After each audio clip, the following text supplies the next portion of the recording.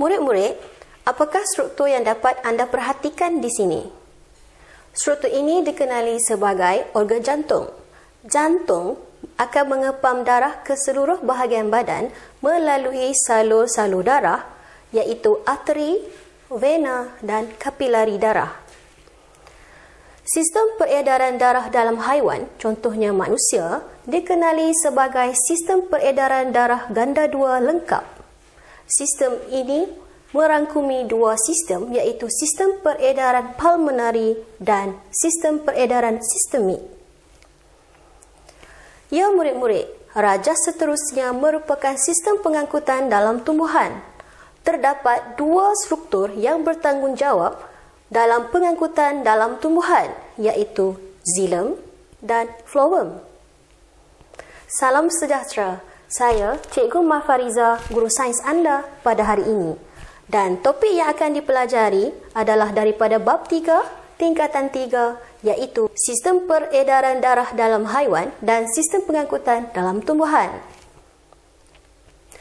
Untuk pembelajaran pada kali ini, murid-murid haruslah boleh membuat persamaan dan perbandingan di antara sistem peredaran darah dalam haiwan dan sistem pengangkutan dalam tumbuhan.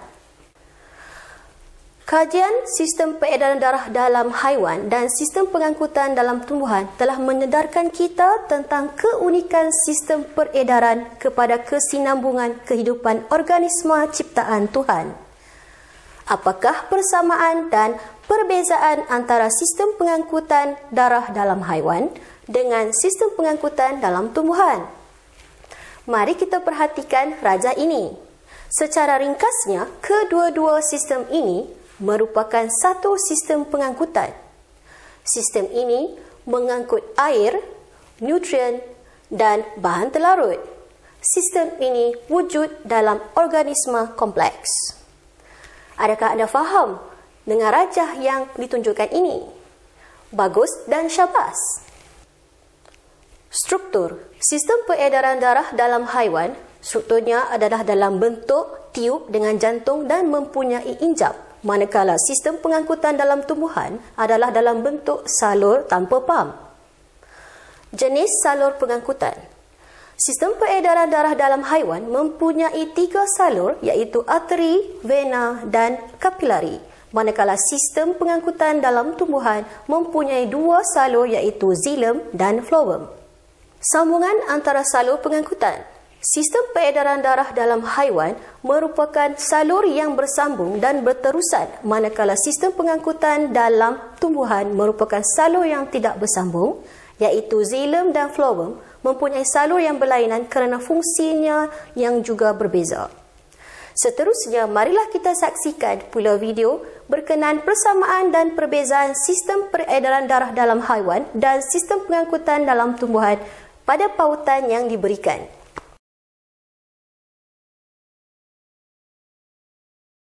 Organisma multisel yang kompleks dan besar seperti manusia mempunyai sistem peredaran darah yang berkembang lengkap untuk mengangkut bahan-bahan di dalam badannya. Dalam tumbuhan, pengangkutan bahan-bahan dijalankan oleh sistem vaskular di dalam akar, batang dan daun. Bagaimanakah sistem peredaran darah dalam haiwan dan sistem pengangkutan dalam tumbuhan menyerupai antara satu sama lain? Kedua-duanya adalah sistem pengangkutan dalam organisma kompleks dan kedua-duanya mengangkut air, nutrien dan bahan kumuh. Bagaimanakah sistem peredaran darah dalam haiwan dan sistem pengangkutan dalam tumbuhan berbeza? Sistem peredaran darah dalam haiwan terdiri daripada pam, iaitu jantung. Tidak terdapat pam dalam sistem pengangkutan tumbuhan. Terdapat 3 jenis salur darah dalam sistem peredaran darah haiwan, iaitu arteri, vena dan kapilari. Terdapat 2 jenis salur dalam sistem pengangkutan tumbuhan, iaitu xilem dan phloem.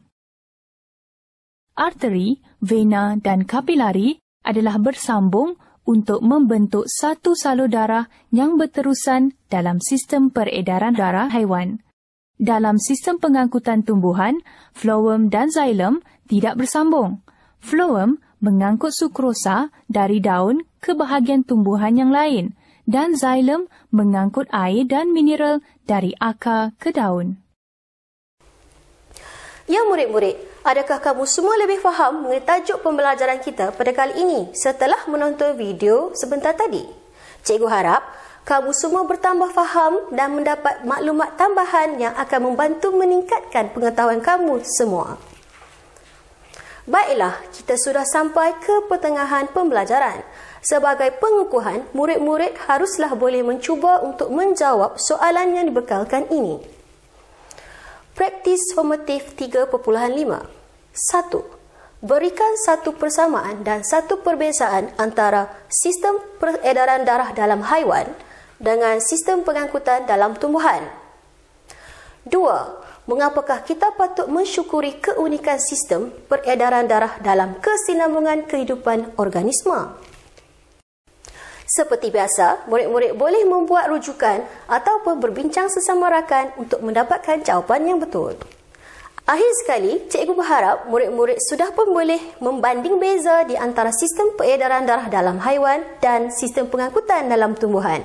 Rumusan pembelajaran kita pada hari ini ialah terdapat persamaan bagi sistem peredaran darah dalam haiwan dan sistem pengangkutan dalam tumbuhan. Kedua-dua sistem ini merupakan satu sistem pengangkutan. Sistem ini mengangkut air, nutrien dan bahan terlarut. Dan sistem ini wujud dalam organisma kompleks. Walau bagaimanapun, terdapat beberapa perbezaan di antara kedua-dua sistem. Perbezaan bagi sistem peredaran darah dalam haiwan dan sistem pengangkutan dalam tumbuhan ialah dari segi struktur, jenis pengangkutan, sambungan antara salur pengangkutan. Selain itu, murid-murid juga boleh membuat rujukan pada pautan video yang cikgu sediakan ini. Nanti, anda semua boleh mendapat lebih banyak maklumat tambahan. Okey, semoga murid-murid dapat belajar dengan baik pada kali ini. Sampai kita bertemu lagi. Bye!